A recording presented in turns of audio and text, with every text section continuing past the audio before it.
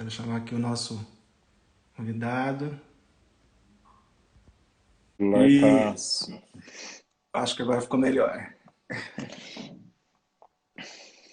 Muito bem. Tá, que horas que são agora aí onde você está? 2h30 da manhã. 2:30 da manhã. Homem animado. Eu estava preocupado com o seu horário e você Não, é tranquilo. tranquilo. Tranquilo não deve ser muito, né?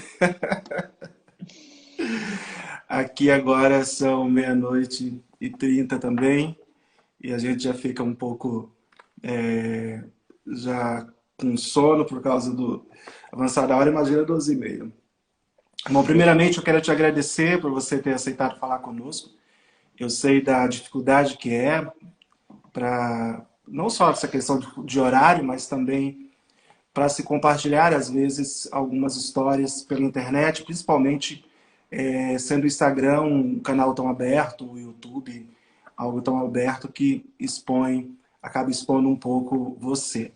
Então eu vou pedir, eu não vou te chamar por títulos aqui, vou te chamar de Osni apenas, mas eu vou pedir para o pessoal também que conhece não fazer comentário com o nome, porque isso acaba ficando na rede e isso não é muito bom, nem para o trabalho, quem trabalha em locais onde há restrições, né, na proclamação do Evangelho. E eu gostaria que você se apresentasse um pouquinho, eu sei que algumas pessoas já te conhecem, falasse um pouquinho de você, da sua família. É, eu. Meu nome é Osni, né? Como você já mencionou. Ah, Sou do interior de São Paulo, então eu puxo um pouquinho o R aí, né? E o sotaque típico ali do interior de São Paulo. Aí eu vim de um berço cristão, né? Mas me desviei na adolescência. E depois, na minha juventude, voltei para o Senhor e pouco tempo depois Deus me chamou para o trabalho missionário, né? E o meu alvo era países islâmicos, assim, e, e o Oriente Médio, né, sendo lugares onde tem a grande maioria de população muçulmana, foi o lugar onde nós escolhemos para servir aqui. Tenho dois filhos, né? O Tiago, que agora, daqui uns dias, dia 21 de maio, vai fazer 17 anos. E a minha filha Débora faz 15 anos, no começo de junho. E, os dois, basicamente, nasceram aqui no campo, né? Eu estou 21 anos, servindo no Oriente Médio aqui. E o nosso trabalho principal aí é com plantação de igrejas secretas, né? Com cristãos que não podem se expor assim publicamente. E, então nós criamos um sistema aqui de cultos secretos, né? Que acontece aqui em toda a região do Oriente Médio, Norte da África e vários países da Ásia também. A gente não vai falar o país onde o Osni está, por uma questão de segurança para ele, né, para os outros irmãos que estão lá.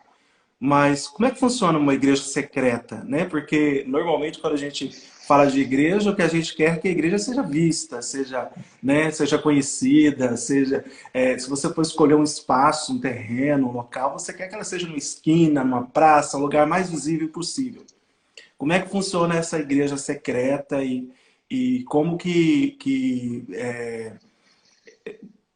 acontece esse processo de incluir alguém nesse grupo, porque se é secreta, eu imagino que às vezes possa haver um receio, um medo, alguma coisa Exatamente. assim.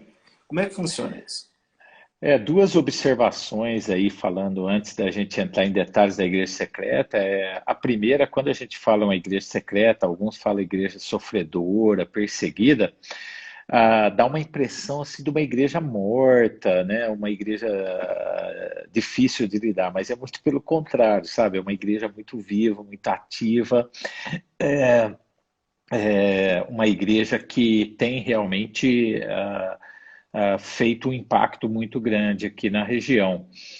E uma outra observação também, que é importante a gente ressaltar aqui, é que ela é secreta por conta dos missionários, né, dos obreiros que trabalham aqui. Porque para aqueles que se convertem, assim, o desejo deles é pegar uma caixa de Bíblia e ir na praça, ficar pregando, entregar a Bíblia, ser apedrejado e morrer para Jesus. Então, eles têm esse ímpeto, assim, né, esse desejo mesmo, só que aí nós queremos que eles vivam mais, para dar mais frutos, né? Então, por isso que foi criado esse sistema aí de igreja secreta. Mais ou menos como que funciona, a gente trabalha em grupos pequenos, então nós não temos nenhum prédio, nenhuma construção assim para reunir. Então, cada semana reúne num lugar diferente. São grupos pequenos, de no máximo 13, 14 pessoas. Cada grupo tem um líder. Esse líder se comunica com as pessoas do grupo dele em códigos, na grande maioria, para marcar o local da reunião, né? Essas reuniões acontecem em diversos lugares, elas acontecem semanalmente, com portas e janelas fechadas, assim. É uma reunião que não tem louvor, basicamente a leitura, estudo das escrituras e oração, tudo feito mais a meia voz, tudo mais contido assim. Aí a gente pode perguntar, então a igreja secreta não tem louvor? Não, para isso, né, para acontecer com um louvor, a gente faz um culto no deserto. Esse culto acontece em termos de rodízio de grupos, né? Porque a gente leva só 3 grupos cada vez, entra no meio do deserto, no lugar afastado, e ali acontece um culto que a gente chama de cultão, porque ele é longo, né? Ele começa às 8h30, 9 da noite, vai até às 4 da manhã. Ah, à noite, E, funciona à noite. de madrugada. Uma pessoa num grupo, ela participa de 3 ou no máximo 4 cultos do deserto por ano, né? Não é uma coisa que porque como vai rodando os grupos, né, até voltar no Uhum. grupo da pessoa, demora uns 3 meses, 4 meses às vezes. Então, quando a pessoa tem a oportunidade de estar nesse culto com o louvor é bem longo, às vezes 2 horas de louvor, porque é a oportunidade, né, deles se expressarem. E isso mexe muito comigo, porque cada vez que eu estou no Brasil, né, entro numa igreja e tem o louvor e a gente tem as portas abertas, a gente pode louvar todos os dias, esse é um grande privilégio que muitos dos nossos irmãos aqui não têm, né? E então, assim, em linhas gerais, isso é como funciona. Agora, como que a gente introduz uma pessoa? A pessoa pode chegar e entregar todo mundo, né? Sim. E uma experiência que aconteceu logo no início, que eu cheguei na região do Oriente Médio, porque não havia nenhum critério para uma pessoa. A pessoa mostrava interesse, já colocava ela no grupo, aí ela já participava do culto do deserto, até que a gente teve uma experiência de uma pessoa que se infiltrou e acabou entregando várias pessoas, e dentro dessas, ele entregou 25 nomes de obreiros aqui, e desses 25, 9 foram pegos, alguns conseguiram fugir, 9 foram pegos, e desses 9, 7 foram mortos, né? Obreiros. Então, depois dessa experiência, nós criamos níveis, que a gente chama níveis da igreja secreta, que são 4 níveis. Então, quando uma pessoa mostra interesse, a gente coloca ele na mão de 2 nacionais, de 2 locais aqui, e não fala mais nada, não introduz ele em grupo nenhum, nada, porque aí vai ser um período que a gente chama nível 1, de sondagem ainda, de ver como que a pessoa reage. Quando esses 2 árabes eles têm confiança nessa pessoa, ele introduz a pessoa num grupo, que aí a gente chama o segundo nível da igreja Uhum. secreta, onde a pessoa é introduzida num grupo, só que ainda ela não sabe que existem diversos outros grupos. Ela acha que só tem aquele grupo agora, aqueles 2 árabes iniciais e o grupo que ela está agora. Aí ela vai ficar um período, e aí quando ela tem autorização para participar no culto do deserto, geralmente é uma pessoa que já vai ser batizada, que os batismos acontecem no deserto, aí que ela entra no nível 3 da igreja secreta, onde ela já tem uma visão maior, Mais ampla. mais ampla de como funciona. Aí, nesses cultos no deserto e no processo dos grupos, nós vamos identificando aqueles que têm dom de liderança, facilidade para liderar, e aí que a gente separa essas pessoas e elas entram no quarto nível da igreja secreta, que é a preparação de líderes.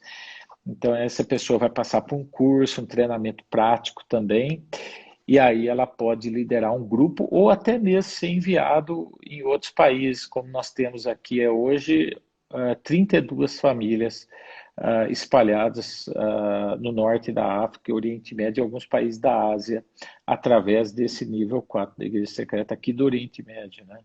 Então, Entendi. assim, resumindo, né, É assim uma que visão bem funciona. geral. No país que você está, qual é o risco, você sendo descoberto? Quais são os riscos? No caso, o risco há um risco real, então, de morte mesmo. Não é só uma deportação, ou só. O risco de morte aqui é nas regiões que são controladas pelos terroristas, né?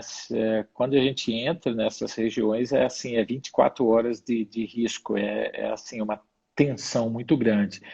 Só que nós não moramos nesses locais de alto Uhum. risco, né? A gente mora em locais mais seguros e a gente entra e faz trabalhos nesses lugares de alto risco e sai.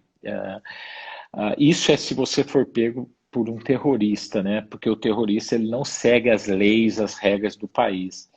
No entanto, se você for preso pela polícia oficial do país, como já teve casos aqui, até mesmo de um brasileiro, eles vão ficar com você preso uns 10 dias aí, você vai ser torturado e eles vão querer que você entregue outros nomes e tal. E aí sim você vai entrar no processo de deportação, né? Essa deportação ela é um pouquinho mais ampla porque vai fechar a porta para você em toda a região do Oriente Médio, pela Liga Árabe aqui, eles vão comunicar. Então você vai ficar aí talvez uns 10, 15 anos sem conseguir entrar nessa região aqui. Então, assim, se você é preso pela polícia secreta do país, né, que a gente chama em árabe de Mukhabarat, que é essa polícia secreta, aí você está mais protegido do que você cair na mão de um terrorista que não segue as leis assim do Uhum. país, né?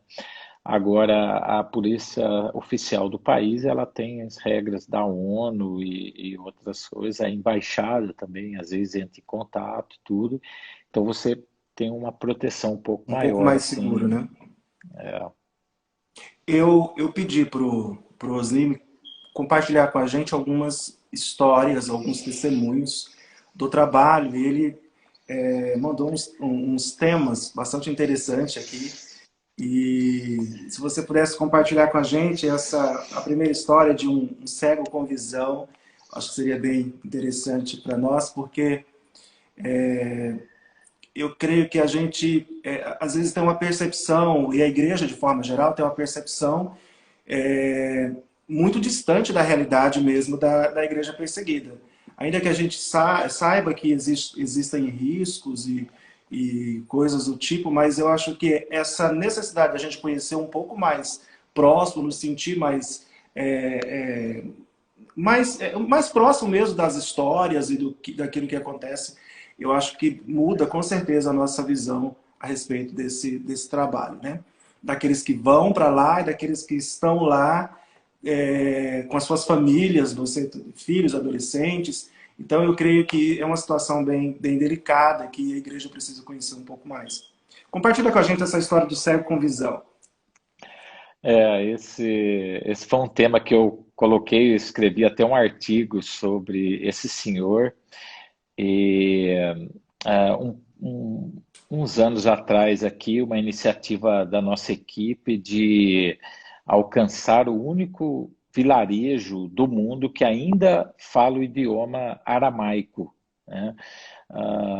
existia um desejo muito grande de nós entrarmos nesse vilarejo e fazermos um trabalho, uma vez que a gente não tinha nenhuma informação de algum convertido nesse vilarejo. Até aquele filme já um pouco antigo, A Paixão de Cristo, de Mel Gibson, ele foi nesse vilarejo pegar algumas pessoas ali para poder participar do filme, para usar realmente a língua original, assim, né, dos tempos bíblicos. Mas isso não vem ao caso. Mas nós fizemos um trabalho lá, uns anos atrás, e foram mais ou menos uns 20 dias de um trabalho bem intenso nesse vilarejo. E no final, assim, a gente começou a sentir as pessoas que mostravam mais interesse e quem teve uma conversão assim muito impactante foi um senhor cego, que a esposa dele não era cega, mas ele era cego de nascença, e, e ele teve assim uma conversão assim que mexeu com toda a equipe, assim, né? Foi uma conversão muito impactante. E aí nós começamos um processo de discipulado com ele, e ele disse assim: Olha, então vocês trabalham com grupos pequenos. Depois que ele ficou sabendo, mais um pouco de tempo já com a gente, ele falou: eu quero abrir um grupo aqui, né? Eu quero começar então a igreja secreta aqui nesse vilarejo. E aí houve um pouco de resistência, né, nos obreiros, porque como que vai dar para um cego? Vai ser difícil, como é que ele vai lidar com o grupo e tal? E aí reunimos e todo mundo entendeu que não era o momento de começar o trabalho e marcamos uma visita na casa dele para informá-lo isso, né, dessa decisão, assim. E quando nós chegamos lá, a esposa dele nos recebeu, os dois, né, muito bem, e já tinha um almoço lá para gente, eles são muito hospitaleiros, tudo. E esse homem aqui abre um mapa na nossa frente, esse cego abre um mapa na nossa frente e falou: eu já fiz todo o planejamento do grupo aqui, aonde eu vou começar, o que eu vou fazer e tal. E a gente almoçando e vendo aquela empolgação daquele homem lá, ninguém conseguiu falar não para ele, ninguém conseguiu dar a informação que a gente tinha decidido que ele não ia começar. Vamos deixar na mão de Deus e ver como que a coisa vai andar. E aí nós explicamos para ele: olha, então o senhor começa assim, e damos as regras, e uma das regras nossa aqui é que o grupo não pode ser grande, tem que, se chegar a 12, 13 pessoas, passou disso, você já divide em dois para realmente nos chamar a atenção. E aí nós fomos embora, deixamos todas as instruções, algum material para ele, e ele começou os grupos. Aí, passados uns 3, 4 meses, nós voltamos lá para dar uma verificada e ele, de novo, de forma muito generosa, preparou uma refeição para nós, nos recebeu muito bem e tal. E aí perguntamos: como que está indo as coisas? Está uma benção, meu grupo já está grande, está crescendo e está firme, não sei o quê. E aí nós fomos na reunião lá, 18 pessoas no grupo dele. Aí isso já foi uma coisa assim, né? Aí, mas nossa, muito grato a Deus, né, pelo resultado em pouco tempo, né? O que um obreiro estrangeiro ia demorar muito mais. Ele já sabe a língua, já sabe a cultura e tudo. Aí nós explicamos para ele: não, olha, precisamos dividir esse grupo, tem muita gente. Precisamos dividir esse grupo aí. Ele falou: olha, vocês podem dividir só se eu for líder dos dois grupos. Eu falei: não, tudo bem, a gente nem tem gente aqui, o senhor tem que ser mesmo, né?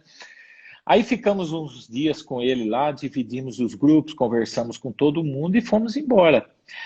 Aí esse foi um período um pouquinho mais longo que nós ficamos sem retornar lá. E aí voltamos para uma outra visita. Quando nós chegamos lá, ele todo animado novamente, empolgado, e sempre servindo a refeição para a gente, contando vários testemunhos e tal. Um homem assim que né, o caráter dele assim, o carisma dele assim é contagiante. Aí fomos visitar o primeiro grupo, 19 pessoas. O segundo grupo, 21 pessoas. Aí eu brinquei com ele e falei: será que o senhor não enxerga que a gente não pode ter mais, né, um grupo muito grande, né? E, bom, enfim, tivemos que dividir os grupos lá. Os grupos ficaram 4 grupos e e ele de novo, não, vocês só dividem se eu for líder dos quatro, eu vou, né? Bom, para resumir a história, esse homem começou a plantar igreja, plantar grupos assim, e os grupos dele crescendo. E um dia eu fiquei muito curioso, perguntei para a esposa dele assim, olha, como é que ele prepara a mensagem com a dificuldade da deficiência dele? Aí ela falou, olha, pastor, ele primeiro ele escolhe um texto. Aí ele pede para mim ficar lendo o texto para ele. Eu leio 10, 15 vezes a passagem para ele. Ele é ali, quietinho do meu lado, ouvindo a A palavra, leitura. a leitura.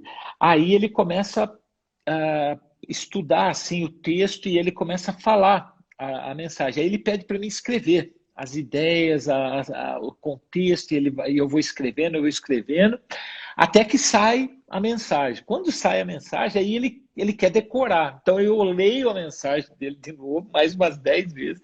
Ele vai decorar, aí ele sai e compartilha a mensagem para cada grupo.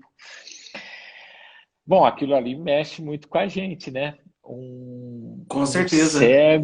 Um cego, né?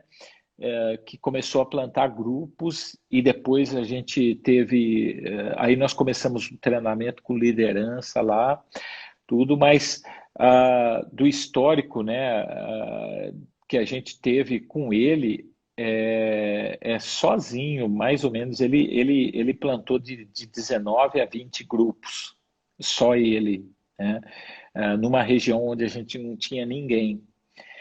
Olha, E aquilo ali me impactou bastante. Eu escrevi um artigo sobre a vida desse homem e o título foi Um Cego com Visão, porque ele é um homem muito visionário. E a visão dele não era só no vilarejo dele ali, ele tinha uma visão muito ampla de alcançar uma região muito maior. Eu estou usando que ele tinha uma visão no passado, porque faz uns 8 meses que ele veio a falecer, esse senhor. Ele já estava assim, bem doente e tudo, né? E já de idade. No entanto, ele deixou um legado muito bonito e muitos líderes, e até hoje o testemunho, a vida dele ecoa assim como muito vivo ainda na nossa memória a vida desse cego que tinha uma visão extraordinária de Deus. história incrível, porque mostra que não há uma limitação, né, que possa impedir a pregação do evangelho, porque às vezes a concepção que a gente tem das nossas limitações parece que elas colocam em nós limites, né? E sensacional. Um trabalho em equipe também, né, com a esposa. Essa Exatamente. parceria de leitura, de preparo, que coisa extraordinária, hein? Coisa maravilhosa. E só Ah, você um adicional aqui, né, é que uma média de 30% dos muçulmanos se converte só com a leitura da Bíblia, sem contato com ninguém. Então, assim, o fato de formar grupos, às vezes a gente tem grupos aqui só de leitura da palavra, pelo impacto que a Bíblia tem feito na vida dessas pessoas, né? Coisa extraordinária. Você colocou várias histórias, e com certeza a gente não vai conseguir ouvir todas, ouvir todas, provavelmente. Mas eu fiquei. Me chamou muita atenção uma que você fala morto pelo próprio irmão. E uma dessas histórias. E eu fiquei pensando como seria, né, esse processo de conversão nesse ambiente mesmo, né, familiar. Eu acho que a gente teve uma época no Brasil né, que era muito comum as pessoas se converterem ao protestantismo e serem rejeitadas pela família, né? Mas talvez hoje, no cenário atual que nós temos, né, e no Brasil, não temos essa percepção de forma mais intensa, né? Poderia compartilhar conosco essa história? Esse é uma observação, assim, é que quando o muçulmano se converte, a perseguição que ele sofre, a maior perseguição que ele sofre antes do governo, do país, dos vizinhos, é da própria família. Isso é considerado assim, uma vergonha muito grande, uma pessoa se converter. É a mesma coisa dela cometer um crime, alguma coisa assim. E aqui, para a gente entender um pouquinho a cultura, por exemplo, se você não paga suas contas aqui, não é problema seu, é problema de toda a família. Então, toda a sua família fica com a fama de caloteiro, porque uma pessoa não está pagando as contas. A gente consegue dividir muito bem no Brasil. Não, ó, essa pessoa aqui, ele é muito bom, mas o irmão dele já tem dificuldade. Aqui não. Uma pessoa na família é mal, toda a família é mal. Então, quando alguém está com algum problema na família, toda a família vai reunir, vai falar, olha, ou você acerta isso daí, ou senão a gente vai, né, vai Resolver. acertar com você, vai resolver. E aqui existe um crime que é chamado crime de honra, que é quando você mata alguém da família para preservar a honra da sua família. Isso é um crime permitido aqui, né, por lei. Às vezes eles matam e vão lá na polícia e falam, ó, acabei de matar meu irmão, meu pai, por uma questão, uma irmã, por uma questão de honra, para a gente preservar a honra da família. Então, nós tivemos um rapaz que se converteu e que ele não estava no país dele, aqui no Oriente Médio mesmo, mas ele estava a trabalho num outro país, onde nós tivemos contato com ele, e ele vem do grupo xiita, que é um grupo radical dentro do islamismo. E a gente tem poucos assim xiitas convertidos, porque é um grupo bem radical mesmo.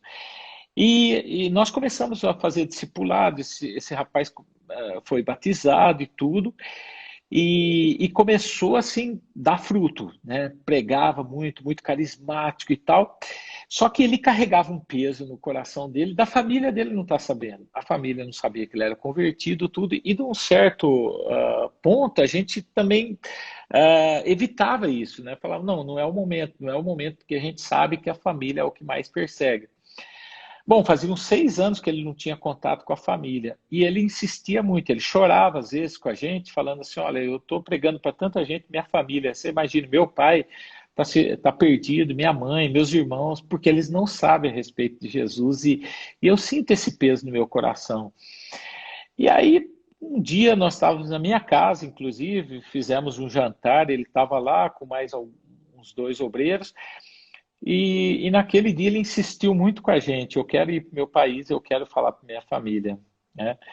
E aí a gente entendeu que era o momento e ele ajoelhou no nosso meio ali, nós impomos as mãos sobre ele, oramos e falamos, meu irmão, vai e que Deus abençoe e te proteja e tal. Só que naquele mesmo dia ele foi embora. Quando ele chegou no apartamento dele nesse país, que nem a família sabia onde ele estava, na frente do apartamento estava o pai, uma irmã e o irmão esperando ele. Ele levou um susto, porque ele não tinha contato com a família. E quando ele olhou, o pai virou para ele e falou assim: meu filho, você é um traidor. Você não presta, você não é mais meu filho. E aí ele já percebeu que a família já tinha Eu conhecimento tinha de tudo. conhecimento. Aí ele colocou a família, né, o pai, o irmão e a irmã dentro de casa e começou assim a tentar amenizar a situação, perguntando da mãe e tal, mas eles não queriam papo. Ele pegou, fez um jantar para a família dele e a família, para humilhá-lo, quando ele colocou toda a mesa, ninguém tocou na comida, como dizendo assim, ó, você teve todo esse trabalho para nada, porque queria humilhá-lo mesmo. E ali eles reuniram esse menino aí, esse jovem, ele conta o testemunho dele. E ele fala a respeito de Jesus, tudo. E num determinado momento o pai grita com ele e fala para ele calar a boca. E o pai vira para o irmão e fala assim: então você vai matá-lo. E assim, na frente dele. Só que o irmão não ia levantar e matar na hora, assim. Eles foram todos dormir naquela terça-feira. Na quarta-feira amanheceu o dia. E ele, para quebrar um pouco o gelo, começou a falar do país onde ele estava, queria levar o pai, o irmão e a irmã para fazer alguns passeios do lugar turístico, tudo pensando em amenizar um pouquinho a situação. Bom, eles passaram Sim. aquela quarta-feira juntos, visitando vários lugares, a situação durante o dia foi até boa, calma, tudo. quando chegou a noite, o tópico voltou à tona de novo ali na reunião da família, e o pai falando com ele, né, que ele era um traidor, que ele tinha deixado a religião e tal, não sei o quê, e eles foram dormir. Aqui as mesquitas chamam 5 vezes para oração e uma oração é bem cedinho, depende da época do ano, é 4h20, 4h15 da manhã é a primeira oração. E quando deu por volta de 4 horas da manhã, o irmão dele levantou, esse irmão que não era o convertido, né, chamou o rapaz convertido e falou: Você é um traidor e você sabe que merece um traidor, merece a morte. Então, se você tem a última oportunidade, ou você volta atrás, ou senão você vai receber aquilo que você merece. E aí esse irmão senta na cama e ele conta todo o testemunho dele de novo. E ele ressalta que essa mensagem que ele tinha recebido não era só para ele, de salvação, era para a família dele toda. E que ele sempre tinha esse desejo de que toda a família dele soubesse a respeito de Jesus. E quando ele acaba, o irmão já bravo foi para a cozinha, pegou uma faca, deitou ele na cama e começou a esfaqueá-lo, dizendo Allahu Akbar, quer dizer Deus é grande, Deus é grande. E esse rapaz recebe 17 facadas e é morto pelo próprio irmão. Eu, por volta de 7 e pouco da manhã, eu recebo uma ligação e fico sabendo do caso. E aí a gente mobiliza para tirar o corpo dele, porque ele seria enterrado no cemitério dos indigentes.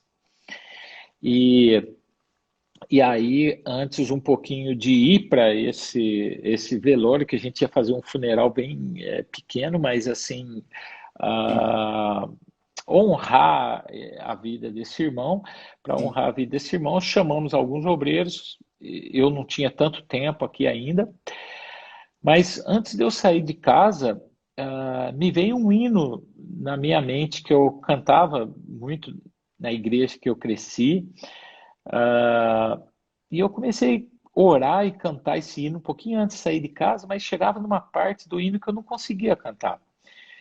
E esse hino diz assim: com valor sem temor, por Cristo prontos a sofrer, bem alto erguei o seu pendão, e na última frase do coro fala: firme sempre até morrer. E quando entrava nessa parte firme sempre até morrer, não saía minha voz.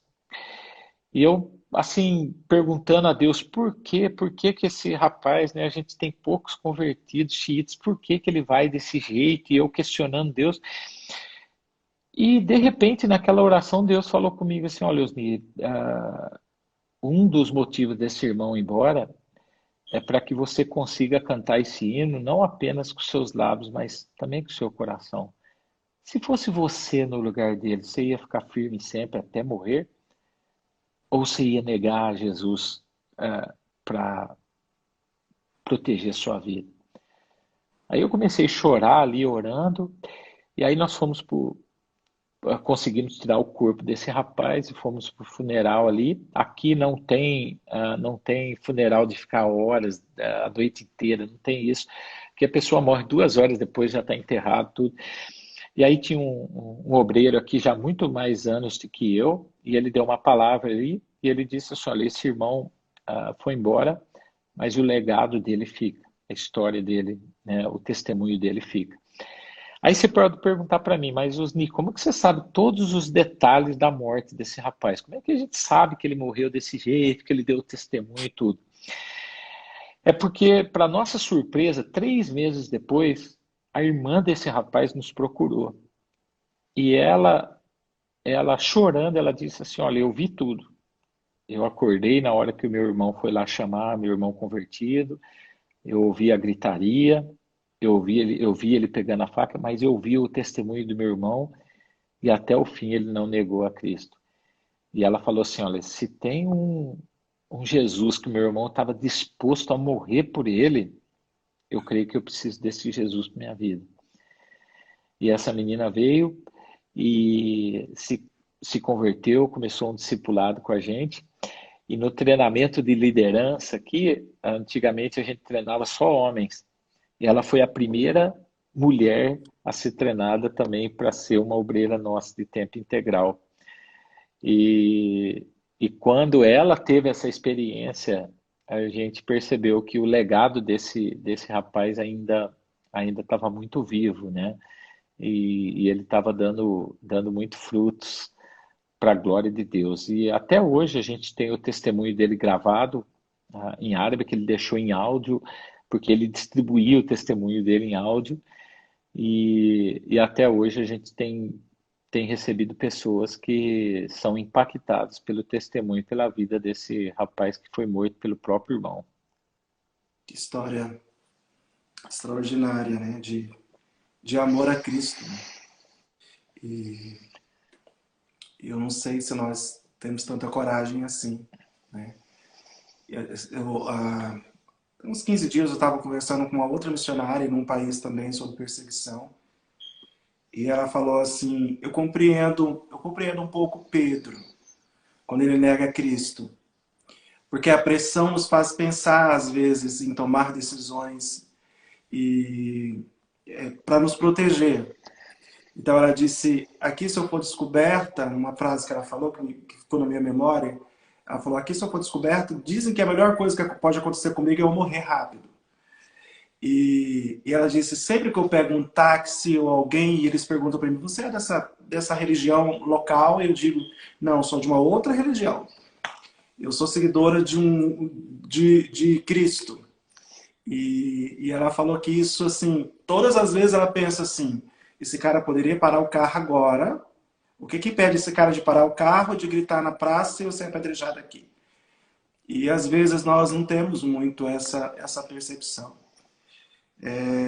Essa coragem, né, de viver por Cristo e de morrer por Cristo.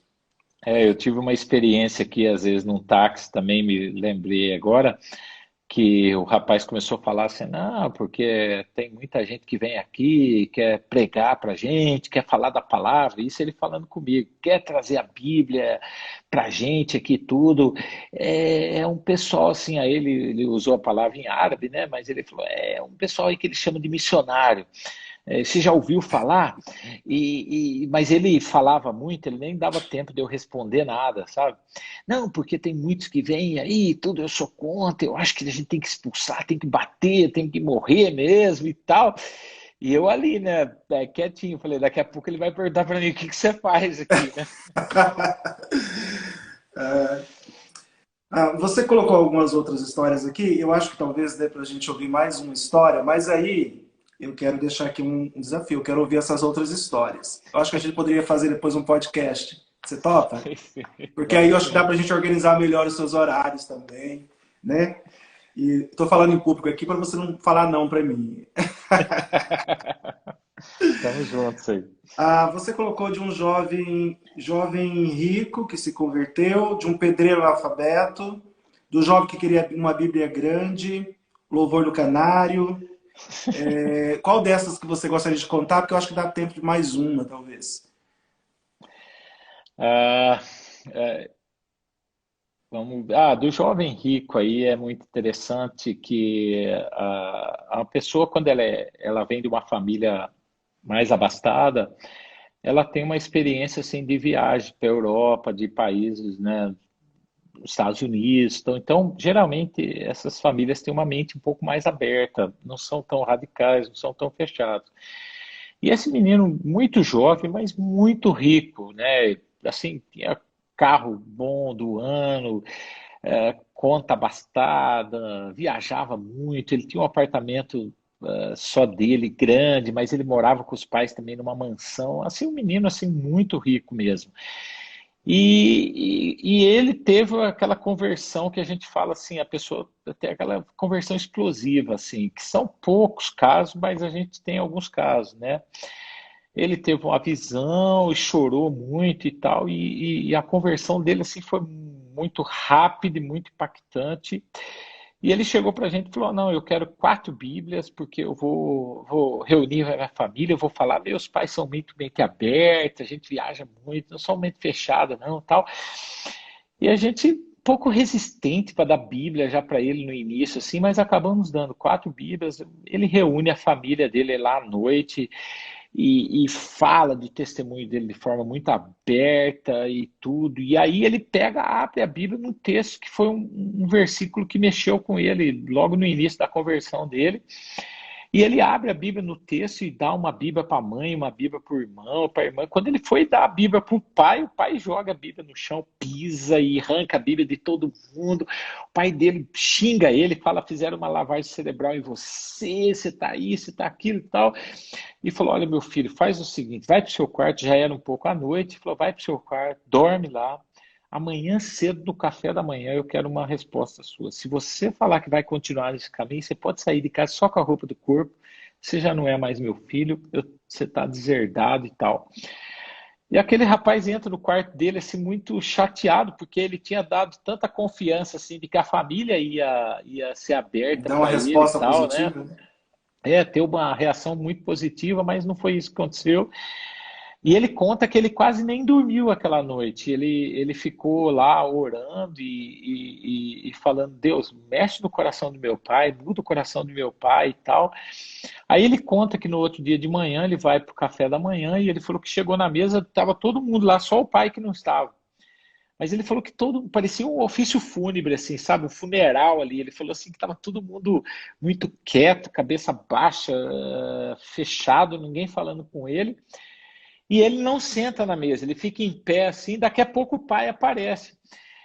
E ele, naquela esperança de que Deus fez alguma coisa no coração do pai à noite, mas a primeira coisa que o pai fala, e aí, filho, o que você decidiu? Mas bem agressivo. E ele fala assim. E aí ele percebe que não houve mudança nenhuma, né, no coração do pai, e ele pega e vira e fala, e ele conta todo o testemunho dele de novo ali, né? E aí, quando ele termina ali de falar, assim, meio que o pai cortando um pouco, que não queria deixar ele nem terminar. Mas aí ele chega e fala, ó pai, aqui está a chave do carro, aqui está a chave do apartamento, aqui estão os cartões do banco, essas daqui são as senhas, tá tudo aqui, eu estou indo embora só com a roupa do corpo. E ele sai. E passado uns 15 dias eu visito ele num dos lugares mais pobres aqui da região. E quando eu entro no apartamento dele, tinha três coisas só. Tinha um colchão no chão, ele sentado no colchão, tinha um fogão usado, velho lá, e tinha uma cadeira de plástico branca, dessas cadeiras de plástico branca. E eu olhei aquilo e falei, meu Deus, esse rapaz, 15 dias atrás, sem Jesus, ele tinha carro do ano, morava numa mansão, tinha apartamento, viajava, tinha de tudo, do bom e do melhor. Agora, com Jesus, o que que ele tem? Uma cadeira de plástico branco, um colchão de solteiro velho e um fogão usado. Aí eu parei assim, ele estava com a Bíblia sentado no colchão, eu parei do lado dele e falei, meu irmão, posso fazer uma pergunta para você? Ele falou, pode. Falei, rapaz, você sem Jesus, você tinha de tudo, do bom e do melhor. Agora você recebeu Jesus, o que que você tem? Um colchão de solteiro, um fogão de usado e uma cadeira de plástico branca. Aí ele olhou para mim e falou, e uma Bíblia? Eu falei, é. Aí eu falei, agora vem minha pergunta para você. Você não se arrepende, não? Você não quer voltar atrás? Aí ele se levantou, me abraçou assim, e falou assim, Osni, meu pai pode tirar meu carro, meu pai pode tirar meu apartamento, meu pai pode tirar meu dinheiro, meu pai pode tirar tudo de mim, menos uma coisa. Está aqui dentro. É a presença de Jesus no meu coração. Ele falou, isso meu pai nunca vai poder tirar de mim. Ele falou, Osni, um dia Jesus vai vir na glória buscar a igreja dele. E quando ele vier na glória, ele vai pedir meu carro, Osni? Não. Ele vai pedir meu apartamento, Osni? Não. Ele vai pedir meu dinheiro, Osni? Não. Ele vai pedir o meu coração. Naquele dia, eu quero abrir meus braços para Deus, para Jesus e falar, Senhor Jesus, meu coração é teu, é somente teu.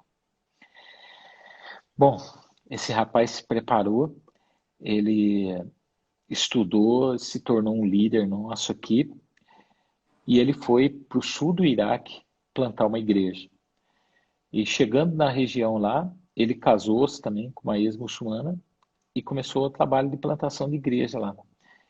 Um dia ele liga para mim, nós estávamos em regiões diferentes, ele liga para mim e diz assim, Osni, tal dia eu quero você aqui, num culto que nós vamos fazer aqui especial. Eu falei, mas o que que vai acontecer? Ele falou, eu não posso falar, é surpresa.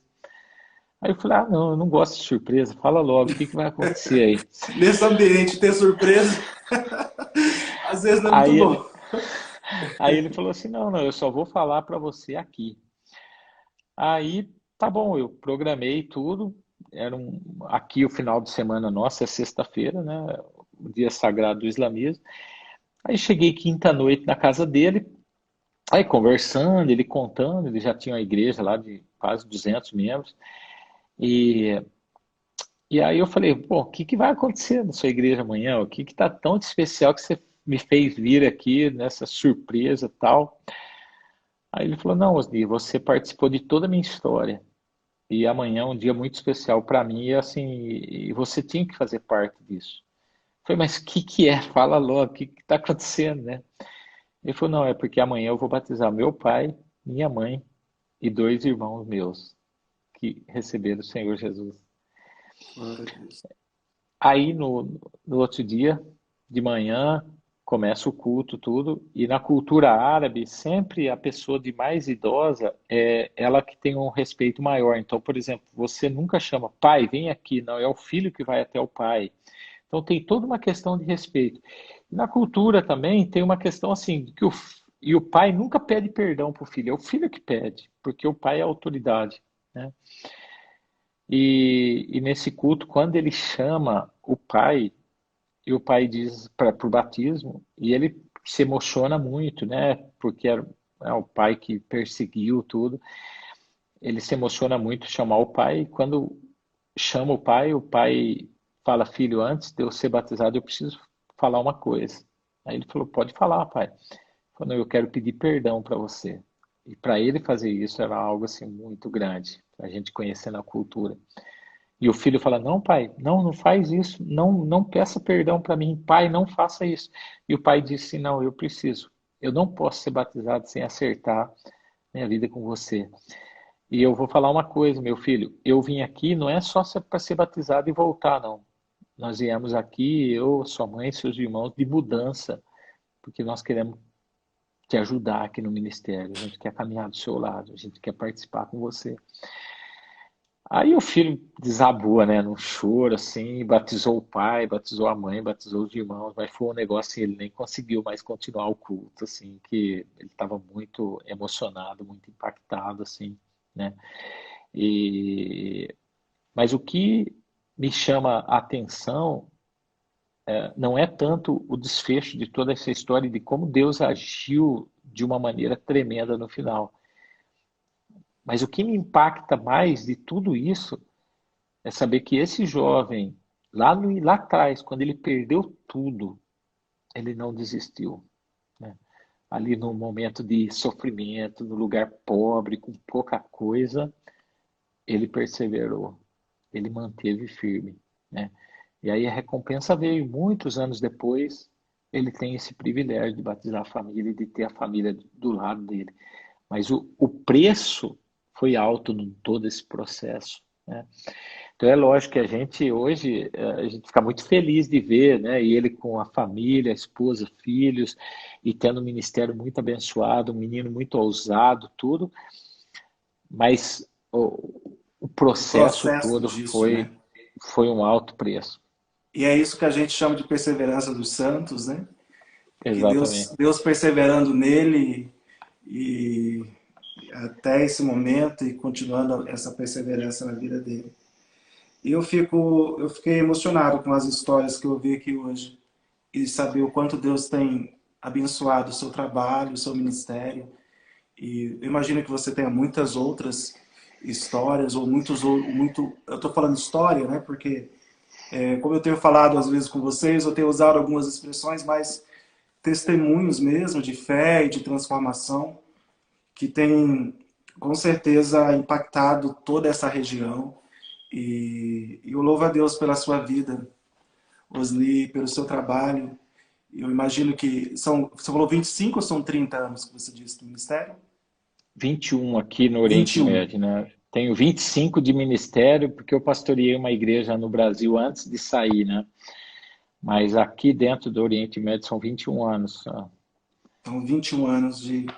E eu acho que ainda que a gente tenha uma percepção, né, da relevância de trabalhos semelhantes ao seu, e eu creio que isso ainda é muito aquém, porque nós não temos o conhecimento da cultura local, porque quando você fala de algumas reações, de alguns comportamentos, né, da cultura local, isso é bastante interessante a gente ouvir. Com essa missionária que eu estava conversando há poucos dias, ela falando sobre algumas práticas, alguns comportamentos da cultura e que ela teve que enfrentar, que ela tem que lidar até os dias atuais.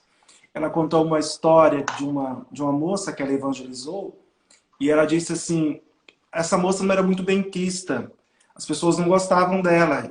E aí eu falei, mas por quê? O que ela praticou, né? O que ela fazia de errado? Ela falou, não, ela casou, o marido dela não era gente boa, então ela sofria porque o marido dela, bem um pouco disso que você falou. Então o marido dela não era uma pessoa que a vizinhança ou que todo mundo tinha um certo apreço, mas ela que sofria as consequências de ter casado com ele, ainda que ela não tivesse praticado nada de errado diretamente, mas era uma consequência.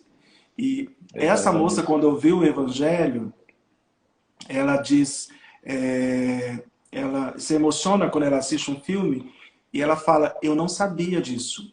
Ninguém nunca me falou sobre isso, né? Então eu louvo a Deus por pessoas iguais a você, iguais a outros, que têm se dedicado a esse trabalho de levar o Evangelho, ainda que muitas vezes sob pressão, sob riscos eminentes, e têm se dedicado à pregação da palavra de Deus. Eu gostaria Eu, mesmo de gravar esse podcast com você, da gente compartilhar essas outras histórias. Depois, amanhã, quando você estiver acordado, eu vou mandar uma mensagem, te marco um dia para a gente vamos sim. Isso é um prazer. ouvir essas histórias. Você quer deixar algum recado final para a igreja brasileira, para aqueles que estão te ouvindo? Alguma mensagem final? A gente já está aí, faltando aí 5 minutos. Eu não Tá sei se as bom. pessoas podem seguir a sua rede social, se é aberta, se não é.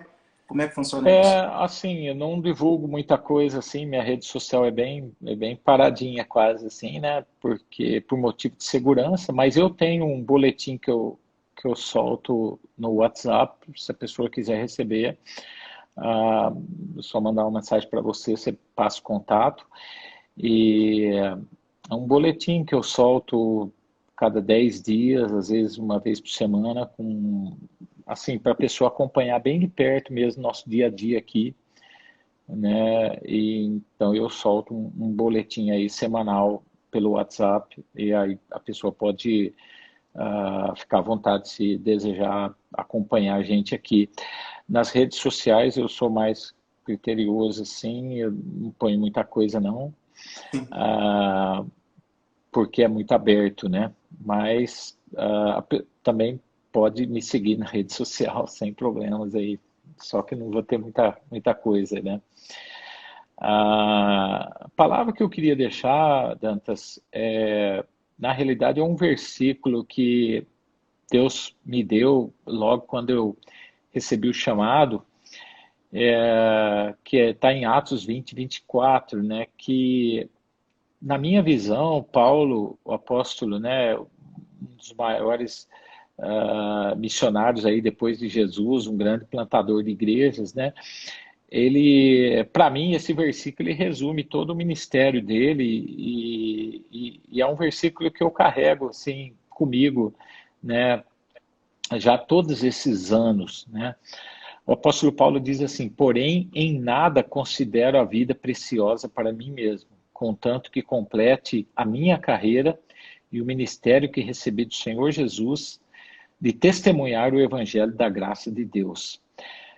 Então, em outras palavras, o que Paulo estava dizendo? Não tinha nada mais precioso para ele nessa vida a não ser que ele levasse o Evangelho de Cristo, né? Essa mensagem.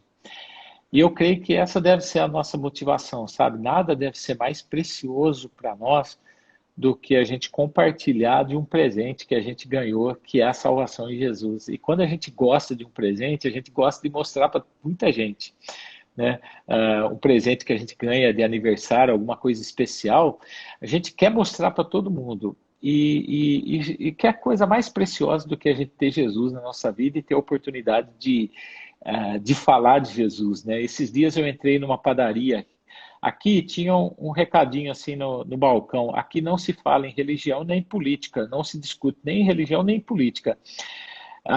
E eu fui pagar no caixa, o rapaz conversando comigo, começou a conversar comigo, viu o meu sotaque, você não é daqui, né? Eu falei, não, eu sou brasileiro e tal. E aí ele começou a falar assim, você é cristão, porque eu tenho muito interesse em saber mais da Bíblia, das Escrituras e tal. E aí eu peguei e mostrei o recado para ele, o cartazinho. Eu falei, aqui você não falou que fala, porque ele era o dono, né? E ele falou assim, não, não, é eu que pus aquilo lá, mas se eu estou pedindo para você, é porque eu quero, né?